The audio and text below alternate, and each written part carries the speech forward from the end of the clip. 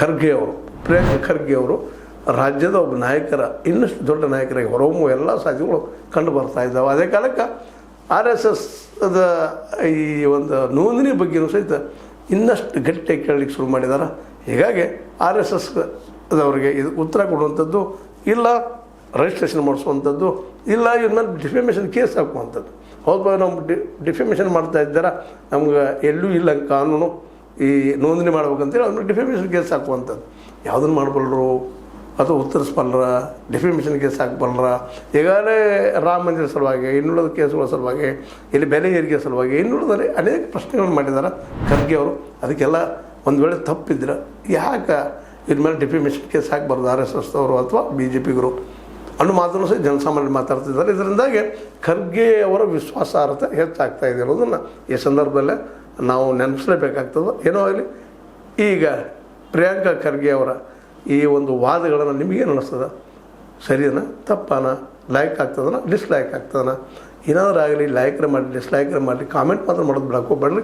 ನಿಮ್ಗೆ ಅನಿಸಿದ ಭಾವನೆಗಳನ್ನ ಹೇಳ್ರಿ, ನಮಗೂ ನಮ್ಮನ್ನು ತಿದ್ದುಕೊಳ್ಳಿಕ್ಕೆ ಅನುಕೂಲ ಆಗ್ತದೆ. ಖರ್ಗೆ ಅವ್ರಿಗೂ ಸಹಿತ ಇದು ಹೆಲ್ಪ್ ಆಗ್ಬೋದು, RSSಗೂ ಹೆಲ್ಪ್ ಆಗ್ಬೋದು ಅಂತ ಹೇಳ್ತಾ, ಇದು ನಿಮ್ಗೆ ಲೈಕ್ ಆಗಿರ್ಬೋದು. ಲೈಕ್ ಮಾಡಿ, ಶೇರ್ ಮಾಡಿ, ಕಮೆಂಟ್ ಮಾಡಿ, ಜೊತೆ ಸಬ್ಸ್ಕ್ರೈಬ್ ಮಾಡಿ. S16 ನ್ಯೂಸ್ ಅರ್ಥ ತರಬೇಕು ಸತ್ಯದ ಕೈಗಳಲ್ಲಿ ವಂದನೆಗಳು. ಆತ್ಮೀಯ ಸಾರ್ವಜನಿಕರಲ್ಲಿ H16 ಅರ್ಥಾತ್ ಸೀತಾರಾಮದಿಂದ ಒಂದು ಮನವಿ.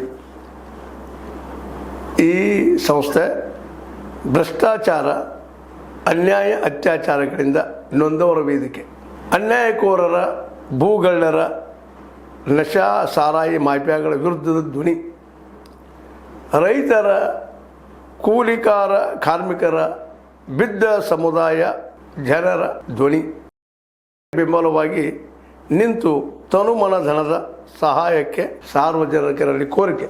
ದಾನದ ಸಹಾಯ ನೀಡಿ ಸ್ವಾತಂತ್ರ್ಯ ಪತ್ರಿಕೋದ್ಯಮ ಉಳಿಸಿ ಬೆಳೆಸಿ. ವಂದನೆಗಳು. ತಮ್ಮನ್ನೇ ನಂಬಿರುವ ಮಲ್ಲಪ್ಪ ಇ ಜೋತಾವರ್.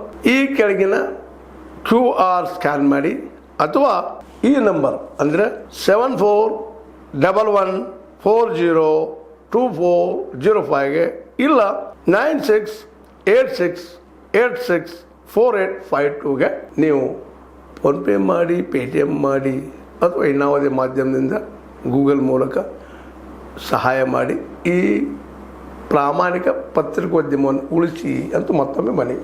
ವಂದನೆಗಳು.